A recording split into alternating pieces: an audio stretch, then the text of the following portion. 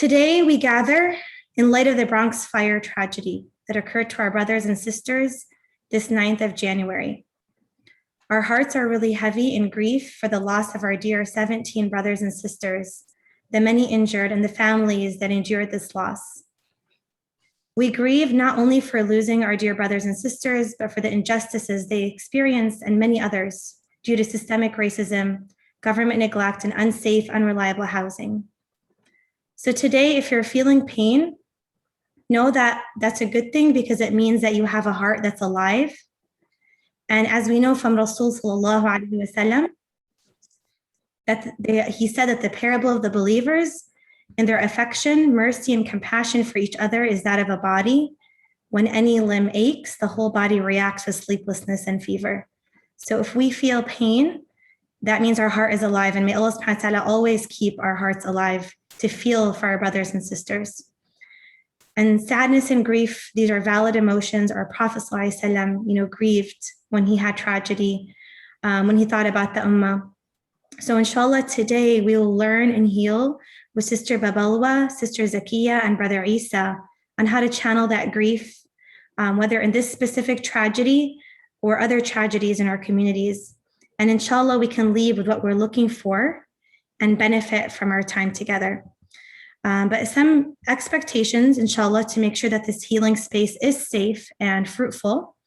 To make sure it's safe, we're not going to be recording after the panel discussion. We want to make sure that everyone is welcome here and all your emotions are welcome here, obviously in a respectful manner.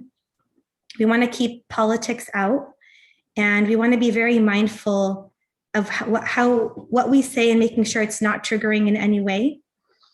And we want to make sure our comments are relevant to the current discussion, the topic for today. And if possible, try to keep the comments short so that we can make sure everyone has a chance to share their thoughts. And finally, and most importantly, obviously, no any disrespect or derogatory commentary is just not going to be tolerated. So I'd like to begin with introducing our first speaker, Sister Babalwa Kwanili. She's a licensed marriage and family therapist with over 2 decades of professional experience providing mental health services to culturally diverse adults, youth, children, and families. She holds a Master's of Science degree in counseling with a concentration in marriage and family therapy. She studied extensively neurobiology of trauma and the effects of racism and poverty on communities, families, individuals, and complex systems since 1996. She's a professional trainer, consultant, and educator.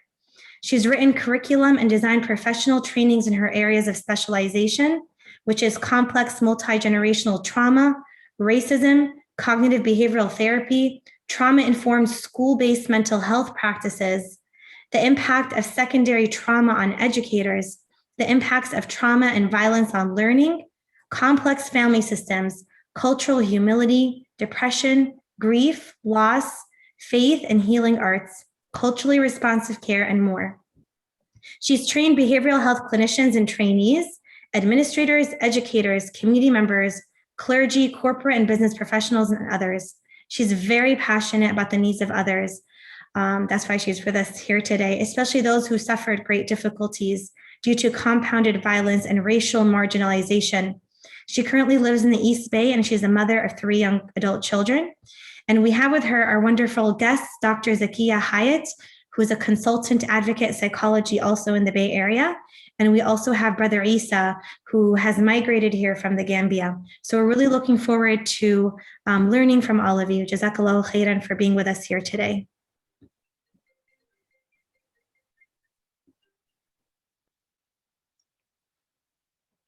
I'll call you back. I want to interview.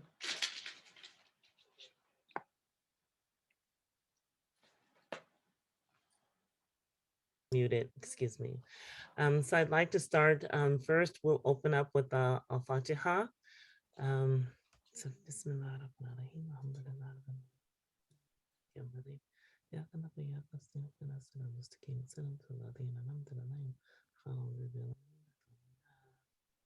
Bismillah ar-Rahman ar-Rahim. Ashhadu la ilaha illallah wa ashhadu Muhammadan rasulullah. So I bear witness that there is no other God but Allah, and that Prophet Muhammad sallallahu alaihi wasallam is the last and final messenger of Allah. And so I would like to share a screen here if I could do that. Here we go. And I think I have it. So the first part that I'll start with, oops, it's not the beginning, is the understanding of this piece, and Dr. Hyde and I will tag team on this as well, is really getting into the subject of racism and neglect. We were able to read through the news and listen to some of the speakers that talked about this tragedy and loss that happened in New York in the Bronx, and now hashtag Bronx 2022 will be something that I will be adding to my tagline so that people will never forget what happened in the Bronx. Okay. And the same as any talk that I do, I always bring up Hurricane Katrina as well, with the lives that were lost that were there. So one of the things that I do want to talk about here, very briefly before we get into some of the other mental health aspects of it, are some of the cultural responses to racism and grief. Okay, because what happened, as was mentioned with Imam Drame that spoke in New York, that mentioned about that if folks had lived in Midtown Manhattan, that the responses and the help would have been differently as it relates to the building itself. Inspections that didn't follow through, a lot of these things. And this is something that certainly is indicative that happens across the country with African peoples and African American peoples. So there is a healthy suspicion, healthy cultural suspicion, and thinking that that our race is something that determines some of the outcomes that happens politically. And there's certainly, so that's a natural feeling and response to the racism, some feelings of abandonment, anger, resentment. Lack of concentration is something that happens, and we'll kind of get into some of that stuff mental health wise, and losses of homes and community. And I think it's exacerbated by racism and feelings of disrespect. So I want to acknowledge that the loss that happened was certainly the loss of the families and the children and the generations with this tragedy that's happened in the Bronx. It's also displacement from community, where people were moved out of the communities because of the loss of the residents. And so that also is a loss and some things to grieve from. And so racism related grief, this is some things that, in previous presentations, I bring up the people that were harmed and were killed, and that racism is a form of psychological trauma for Black and Brown people. And we know this to be true for Muslims as well. And this slide was adopted from Dr. Nancy Boyd Franklin, who's an African-American psychologist. It involves negative rejection and demeaning societal messages that undermine our self-esteem. And I think those are some things that the crying out, like for instance, before the fire in the Bronx, we're talking about that the building needed maintenance, that the people needed help. And so that feeling sometimes that it falls on deaf ears until something tragic happened, like which has, and then there's a response. So that also plays a big role into the racism and grief that makes the grief compounded. So this is what's called pedagogy of compounded grief. And the part of why we're sort of going into this educative piece is to help to bring to our awareness the things that will be happening and has happened to our human bodies when we go through such catastrophes like this. And so sometimes what's really important too is information to help us with that healing component and help us with the growth and moving forward, and also help us to make sense of it all. It's sort of like when we think about COVID and we think about lives lost through COVID that happened in New York, was one of the huge epicenters that happened, and then compounded with many of the other pieces that has happened with us, trying to make sense of it all in our minds and in our bodies. And certainly our faith is what ties it all together to help us with the healing component of it. So one piece of it is looking at the grief without an opportunity to heal. And that sort of makes it much more difficult. And we've had ongoing, while this is going, is ongoing systemic racism and the complexity of trauma. I'll get into some of that a little later. and our social determinants of health. One of the things the man mentioned when the sheikh mentioned when he was speaking at the janazah was that we're topping low at high at everything, high blood pressure, health disease, a lot of these things that were happening in the Bronx community and around for people of African descent in this country. So these things compound the feelings of grief and loss of what has happened to our beloved ones in New York. It makes it really difficult. So the understanding, and this is where I turn it over to Dr. Hyatt, about what they call in mental health world, it's called the Kubler-Ross stages of grief. And so we put this slide up here really to talk about what are some typical ways that we tend to grieve. And Islamically, we know that there are some differences. And so I'm going to turn it over to Dr. Hyatt now to sort of explain those stages of grief to help folks to understand sort of what to expect from ourselves and what is some typical feelings and emotions that happen when a catastrophe and a grief of this nature and loss of families like this happen, so that when we're working through these phases, we know, okay, this is the natural process of progression of working through these challenges to get to the point of healing. We're just at the beginning of this. This tragedy just happened, and there's some stages to go with grief and healing. Dr. Hyatt. Assalamu alaikum. Alaikum salam. Thank you very much for the intro. Alhamdulillah. Bismillah ar-Rahman ar-Rahim. Some of the things that I'm looking at the chart that you presented to me, and as mentioned before, when you're looking at it from the textbook perspective, it looks good. But when you're in the trenches of working with people in different situations, different lifestyles, different language base, you find that sometimes the chart isn't effective in different family settings because people, and I've traveled outside of California and I've traveled to, the East Coast and in the heart of the Midwest. And I have come to find that, some of the best practices start a little different than the format of the chart of shock, denial, angry, bargaining, depression, and acceptance. And I compare that to, we're in the thickness of Christianity. This is where we are. This is the Bible Belt. And understanding that is understanding that half of our families are Christian and that's where we came from.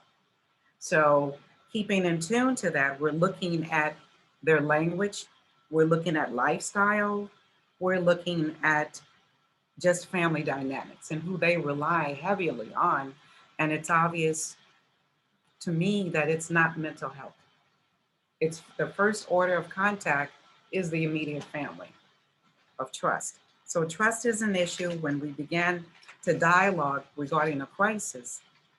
And part of what I've seen that's sort of different, but somewhat similar, it's kind of like looking at the Christian community, and I might see some of the similar things that have been displayed by us, by the Muslims. And that is when we look at acceptance, and acceptance is playing out in different roles, different ways. And that isn't necessarily accepting the problem, but more or less the acceptance that this is from God, that this is from Allah. So how does that play out in terms of how one accepts this process? And it's different. It's different layers of it because you have the older generation who may think and factor it a little differently versus the younger generation. The younger generation might fall into the second area of anger. They're really pissed off. They're angry that this happened because it's not just happened. This isn't the first time. This is a recurring time over and over and over again, where you're walking into rat infestation. You're walking into someone who's peed on the elevator or on the stairwell. And if you complain, you dare not to complain for the simple reason that complaint could amount to an eviction, or there's just not enough service to provide you with.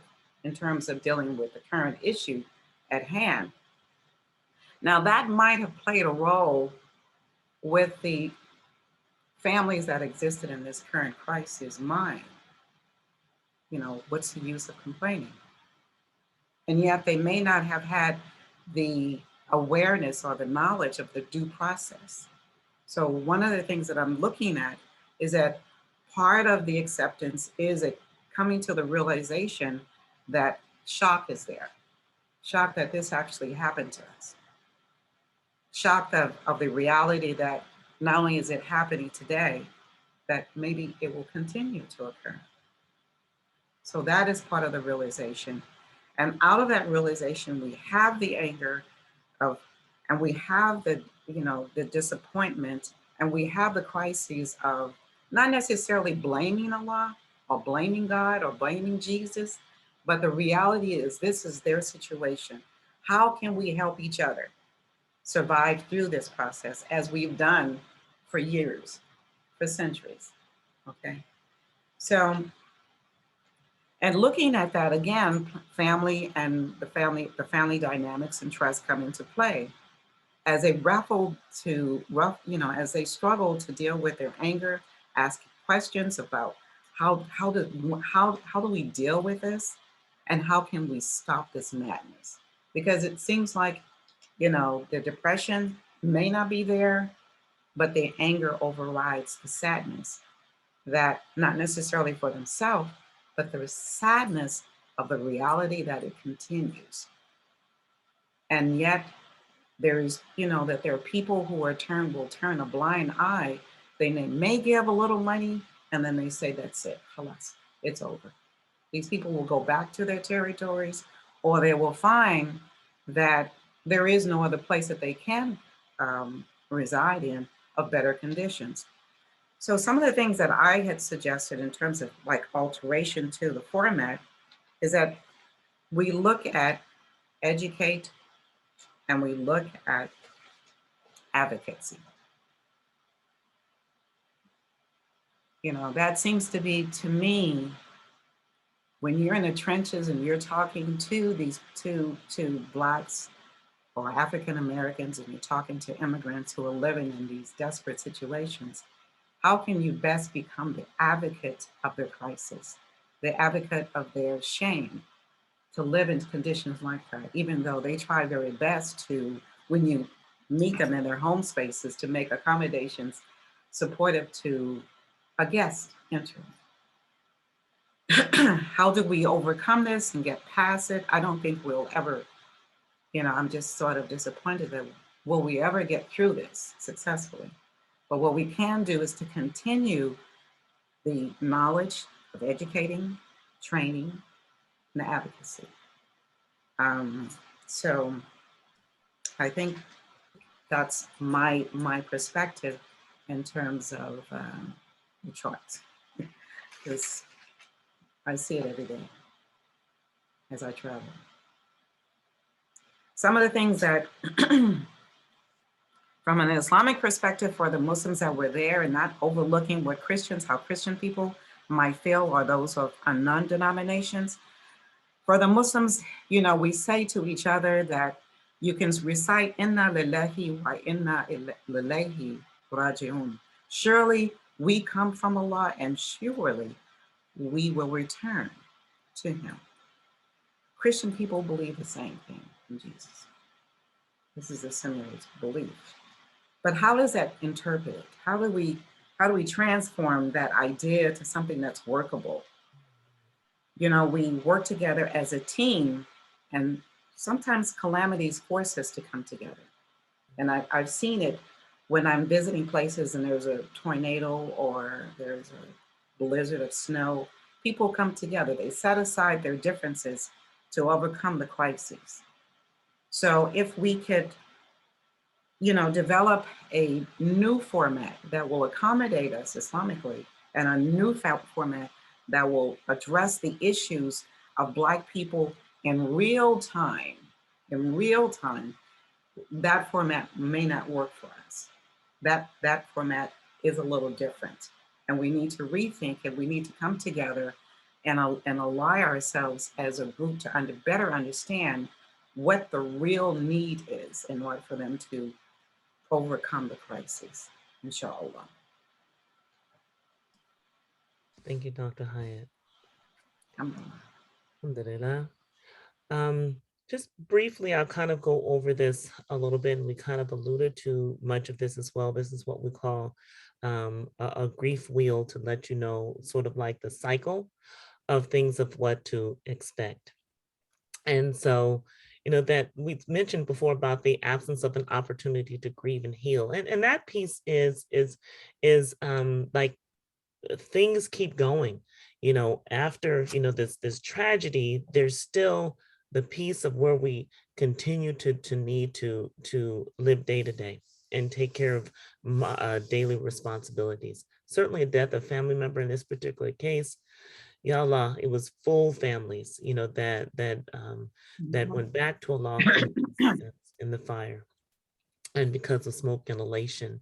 And so we want to acknowledge that loss. And then we're looking at, even before the fire, is multi-generational and current traumatic loss that has happened. We mentioned social determinants of health as well, and that marginalization of community and culture, and systemic racism. And I think at this particular point, one of the things to think about, and I'll stop here briefly, is to mention about really being patient with our brother and our sisters. You know, when folks begin to sort of, what Dr. Hyde was speaking of earlier, have this going through the cycle of grief and loss, and that anger, you know, that comes up, or that feeling of withdrawal and coming in. We're going to talk about at the end here some ways of coping and building strategies to help to support the community. Everyone grieves differently. The cycle that's there is just it's not a cookie cutter approach. It's some things that where people work through different stages of the cycle and go backward and forward and work through that. And it's compounded for us because of systemic racism. We know that the building that was there was not up to par, that there were many, many, many failures that happened on the part of many folks that were there. The one thing that can happen is really reaching out to elected officials and others, which I saw at the Janaza. There are people who made promises to be able to help, and then making sure and helping them to follow up on those promises to help to restore some pieces within the community. And certainly we talk about environmental disasters. That was an environmental disaster, and it is going to cause and has caused some economic changes and losses. And the other piece too is the isolation from faith communities. And something that was mentioned in the previous talk was that some folks have had to be placed someplace else outside of the community and couldn't get to the masjid. So I think it's really important, you know, to think about some of these, what folks might think are smaller pieces, are really huge, because we know our masajids are places where we go to for healing as well. And so it's important to bring that connection in.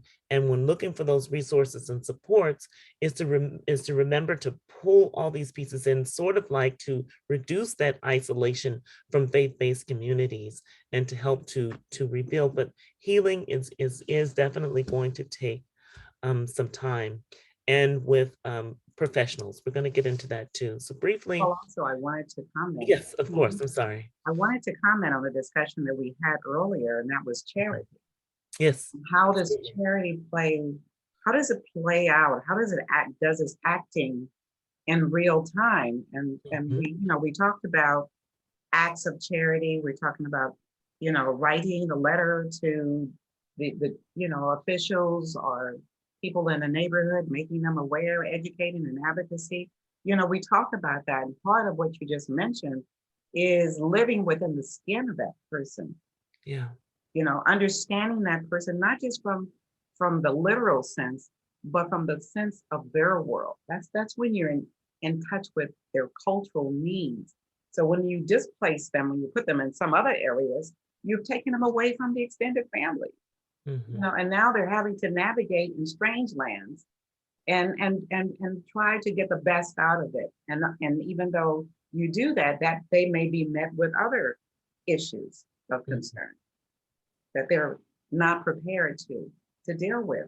So living within the skin of that person, may be hard to do, but but having that level of empathy and concern in real time so that you communicate with them about what they need and what they want. That's right. And how can we best get that to occur so that we can minimize, if not eliminate, the recurrence of these problems. Absolutely. Thank you, sister, for bringing that up. And I Yeah. want to turn to members of the audience to place in the chat some ideas that you may have. You're familiar with your community and what the needs are. What are some ideas that you may have? And we'll certainly begin to talk about that as we move forward. Put those ideas in there, because that, like the sister said, are some pieces we talk about when our Prophet Muhammad Sallallahu Alaihi Wasallam has told us about that. When we have catastrophe or pain or suffering, one of the things is to give, is charity. And charity can look like many, many ways, much like the sister said. So please do add those comments into the chat. And as we move toward the end of this presentation, we will respond to some of those and bring them forward. Somebody also said, speak their language, speak Yes. the language of it. In other words, come away from the desk and get into the community to be a part of. That's right. of it. That's that. And that one is so huge. It is. It's huge, because there's times that we can be behind the desk and disconnected from the people. Exactly. Disconnected from the people. So we have to find ways to sort of include that in as well. So complex grief, because of time, I won't get too much into it. I want people to have a chance to add to the chat as well. And we want to talk about some of these pieces. This is sort of like a graphic that shows basically what the sister and I were just speaking about now, in terms of, overt oppression and fear of violence or loss of life, which has happened because that act of not following through in the apartment building, not following through with making sure that it's a safe space for people to live in, is in essence an act of violence. Okay, we just call it what it is. It is in essence an act of violence and racism. Okay, and so it feels like there's an offense that it happened, even because of that piece. It is also an act of violence that it happened because of that neglect. And so there is that family stress and the maladaptive attachments, much like this is said, because of being put away. And so the current life and historical legacies of trauma and multi-generational trauma, we spoke a bit about that, and disregard and ruptures in the faith-based community, and I think that's, we want to speak to that, and that feeling of disregard that happened, as if my loss didn't matter to some, or it wasn't elevated, or why didn't people speak on it? And so that complexifies that feeling of grief inside and suffering. And the same with the humanization of marginalization of culture. And so those daily experiences of microaggressions as well, that folks have been carrying for the longest. One of the things that the Sheikh had mentioned in the talk, like I mentioned earlier, they were in Midtown Manhattan, we wouldn't be having this same type of conversation, right? And so we mentioned the social determinants of health and the economic disempowerment that has occurred. And so if folks do have questions, there is also a Q&A that's there, and folks can certainly ask those questions, and we will get to them as soon as we are able. And then there's these different expressions of grief, and Dr. Hyatt, and certainly you and I can sort of tag team on this one. Expressions of grief, it doesn't look the same for everyone. And so I do want to bring forth this piece. One of my specializations is working with children, and for parents that are there that are dealing with children and young people who either has lost a family member or who has lost a close friend. And the other piece we want to talk about is that, the kids who are in school or on college campuses, that loss is being felt there too. And children grieve differently. So some tips for schools, when children are able to go back to school, is to work with the school officials to help them to have some safety nets set up for the children. If a kid is acting out, we often see kids who act out in the classroom and begin to have some what they think are behavioral problems when it's really expressions of trauma. Mm. And so that's, I think, is really, really important, is to look at that piece too and build that in around some supports for the children. And sometimes we don't think about that, like in school or their after school programs. Let them know that this child needs some extra support and help. Sending them out of the classroom is not the answer, but providing welcome support is the answer. If there's any other piece that's there that you'd like to talk about, sister, we'll do the next one. No, I like the fact that you mentioned children and trauma, because it plays a major role. It will play a major role in academic performance and social settings in schools, as well as relationships. Yes. Just general relationships of spouses, because there is a huge loss, and when you're dealing with a crisis of that nature. And when we see and feel their loss, we can't feel the same magnitude of it because it isn't our loss, but we can have that level of empathy to work with them step by step as they try to figure out the how to get to the next step and overcome the pain that they are suffering with every day, and to give it meaning. So that's going to be a process in itself.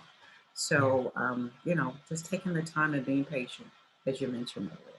Yes, yes, yes. And so, we, and these are some tips to think through too. And the adverse experiences that children do feel. And so one of the things we want to talk about is like that healing is interdependent. And that is sort of like from oneself, the family. But this is what Dr. Hyatt was also alluding to. It's just a graphic to sort of explain that piece too, is that if there's one portion of this that is disrupted, it disrupts the entire system. And so we want to make sure that kids and families and loved ones have some support that is spread throughout. Sometimes our faith-based communities are separate from our schools. And if the community is blessed enough to have an entire Islamic school, that is wonderful. We come to you from California, so that is not something that is easily accessible for us in certain communities here in the state of California, in the East Bay especially. So we know that it's interdependent on each piece of one of those systems to think about with healing. Well, it's coming outside of, when we talk about how masjids or how Muslims within masjids relate to trauma of other ethnic groups, there is a bias. There is a standoff behavior, and it's real because people have witnessed this, and it continues to be apparent. So that is something that we need to get to the table and talk about, why these behaviors and feelings and distance behavior exist, and how we can best overcome it. How the professionals can overcome their issue as they begin to approach people from different, ethnic backgrounds. I mean, just look at San Jose to Oakland. So when we look at that from that angle, there is an obvious shift or dipped in the pendulum switch. It doesn't move the same way. But when you go to, let's say, the Midwest, you see the departmentalized masjids. This is our masjid, and this is our problem. And dare not to go into another, you see sometimes within the immigrant masjids that are housed, but more immigrants, you don't see them coming over to knock on the doors of a masjid that maybe that's predominantly Black, to say, what can we do to help lift this current situation? I mean, this is charity. This is where we really need to begin when we began to practice Islam. Mhm. It's not at our doors of just being in the comforts of $1 million masjid. It's coming outside of that wall and stepping, practicing the way we're supposed to do it. We see some Christian people do it, so coming together and have these settings where we set aside our own internal bias, Yes. our own internal prejudice that's not founded in the word help me when the person is in a crisis. Mhm. That's Okay. beautifully said. It's taking food to the door, taking clothing to the door. This Mhm. is how help and healing Mhm. begins, Mhm. because then you build up the level of trust. Right. The person is open to accept whatever you have to say. You Yes. see, it means something. It has a quantitative value. Otherwise, we're just throwing, smoke in the air. Yeah. So we're doing no more than what the popular people, sometimes your political people are doing today. We're just acting out the same way and the same behavior. Mhm. So again, the healing begins what we do, and that's a self-assessment. These are values that we have to revisit and change Mhm. when we're helping people that are in need, because Absolutely. they can tell if you're genuine in your heart Mhm. by Mhm. your behavior. That's right.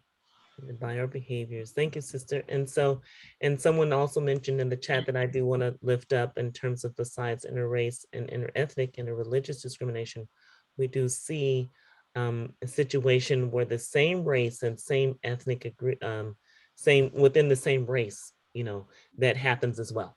Okay, so I want to Mhm, lift that up, mhm, and someone is agreeing with you as mhm, well, sister, and another individual agree 100% with you as well. That is the point that Dr. Hyatt raised, is some of the things that is paramount when it comes to healing. mhm, We've got to take a hard, cold look at that fact. And that's partly why the title, the topic is race and neglect, so racism and neglect is that it's also internal, external, internal. So we 100%, agree with you 100%. Um, I do want to do a little piece here in terms of the differences that are, how do we know, like the differences between grief and trauma? We've talked about both here, grief, trauma, and racism, right? And so grief in itself is a natural response to loss of life, normality, livelihood. Grief are feelings that are typically occur after experiencing a trauma, like what the community has experienced. Thus, those experiences, one who experiences multiple traumas is that it's compounded. And so that experience is a cycle of grief, and that makes it complex. Trauma is a set of events that cause harm emotionally, physically, spiritually, and psychologically. And this trauma can be multi-generational, complex, and compounded. In this particular case, it's both. Okay, mhm, so we've had grief and trauma. So they both are compounded together, that and blended together so that folks understand that this is both of them. And so we have another person in the chat. Yes, we want to truly live what we want for our sisters and brothers, what we want for ourselves. And our beloved Prophet Muhammad Sallallahu Alaihi Wasallam teaches us to do. And so that's going to be extremely important, that, and which is brings us to our next piece around creating, and the sister and I are going to talk about this as well, around mhm, building circles of professional and family support. Because sometimes people, like you mentioned, come over and knock on the door. What way can I help? And believe it or not, sometimes people don't know what to do in traumatic situations. They don't know what to offer or what to say.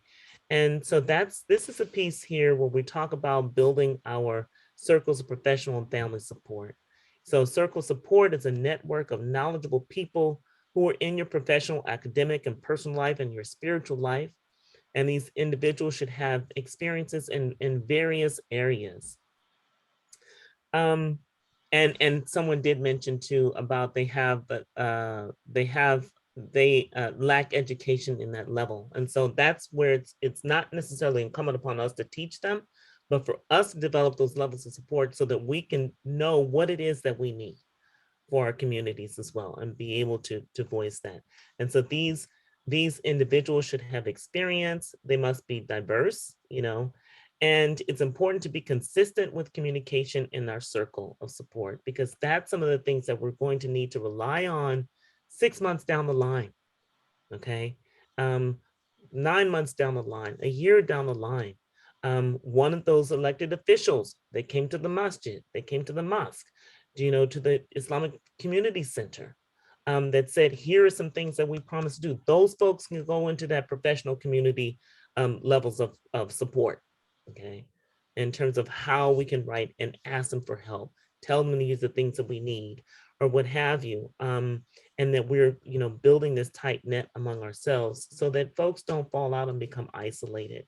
The hardest part is pulling people in who have been displaced from the community and pulling them in to join into that circle of support and healing. Dr. Hyatt? And that in itself, I just wanted to add to that, is that as we approach, as professional people and, our politicians or outside helpers attempt to approach families, in families, there's that hierarchy. Okay, there's always that elderly person that you have to get clearance from. And so when you get clearance from the elders of that family, even though, some people might not think that they exist, but they do. Okay, because people refer them, and it could be an auntie, it could be a cousin, but it's a person that's older in that family dynamics, which gives permission for acceptance. So understanding family dynamics, because to them, to that family, it could be, the people from Gambia, to the Gambian family, to African American and Black families, to whoever was in that complex, that exists and that's real. So as professionals, we need to make contact with, speaking softly, gently, entering the setting, and ask what the need is. And when you note it down, that's important for the observation. But secondly, after you note it and you follow through on it, so there's that commitment.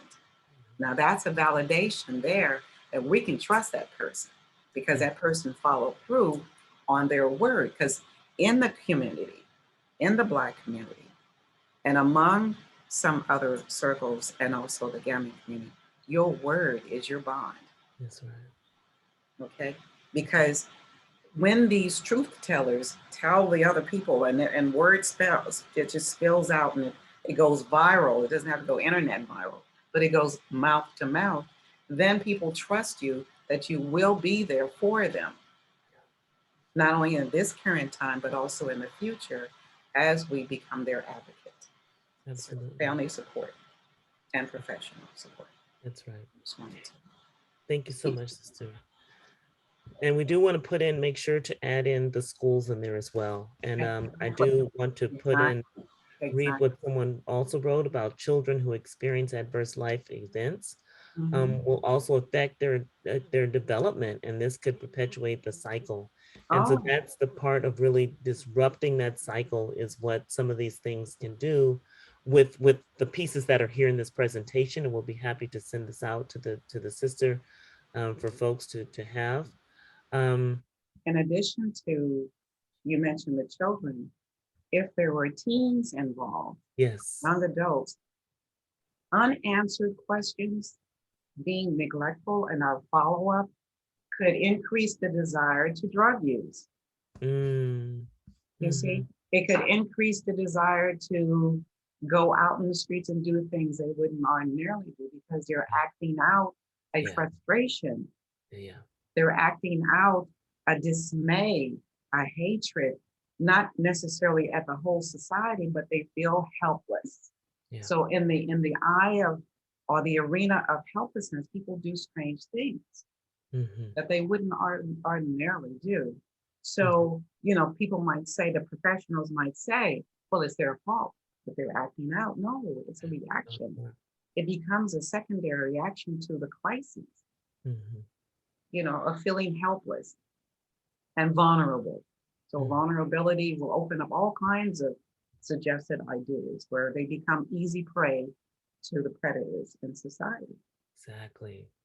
Exactly, sister. And I really appreciate you bringing that up. It's because, and that's where, it's really, really needed to have those circles of support to catch our young people, our youth.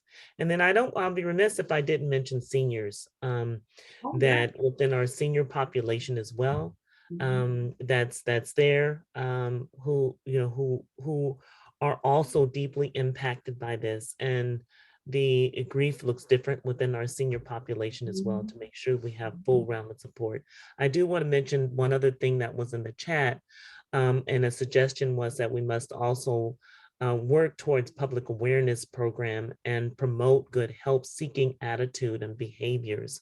And so that's a key strategy as well, including that. So I want to also talk about, and someone else mentioned in terms of like the self-harm cycle, and that typically comes out of like the sister was mentioning, that grief and loss and that trauma. It begins that self-harm cycle, and these things that we're suggesting, and kind of just a broad brush stroke on these issues, are some things that can help to alleviate some of that. Another person mentioned, in quote unquote, feeling helpless and vulnerable can trigger strange and unacceptable behavior. I agree 100%, which is true. And, we need to keep in mind, that's where that piece, with those, anytime our children or youth or young adults are leaving the community, going to school or what have you, that we make sure that we're sending those supports with them and demand that those supports are offered for them. Because people do things that are like they wouldn't ordinarily do them because of a catastrophe. Let it be known, what we're saying here is that this was a loss of epic proportions. This was a catastrophe on epic levels in this country. Okay. And not just in the state of New York, not just in the Bronx. What happened in Bronx 2022 is something that people should remember, and should also understand the level of support that needs to be happening in our communities. So I'm going to move through the last bit of this slide in terms of grief sensitivity, so that we can close this section out and move forward to hear back from folks in the audience. The first step before searching for meaning is acknowledging that pain and loss oneself. Okay, that we have to acknowledge that we're in experiencing pain and loss ourselves too, and then to get help. So oftentimes those folks that are online that are the helpers, we have to know that we also need to take a look and begin to help ourselves too, as the caretakers and caregivers. Because we tend not to put the oxygen mask on ourselves, but to on others before we put it on ourselves. We have to begin to look at that piece too, around that help of others. And if any first responders are online as well, we understand the need for them also to get help, going into a building and trying to save lives, and some that they weren't able to do. And looking at what grief, typical patterns of what grief looks like. And again, remember the young folks and even the teens, that some of those behaviors, some of those strange behaviors that we even see in our senior population, we just have to remember also to relate it to that grief and that trauma and that loss. Yeah, I wanted to add to that trigger. Triggers are more or less your delayed reaction. I mean, a trigger could be current and it can be delayed, and there's no timeline to the impact of a trigger or the observation of a trigger. So it could occur not today, not next week, but it could occur next month or a year from now.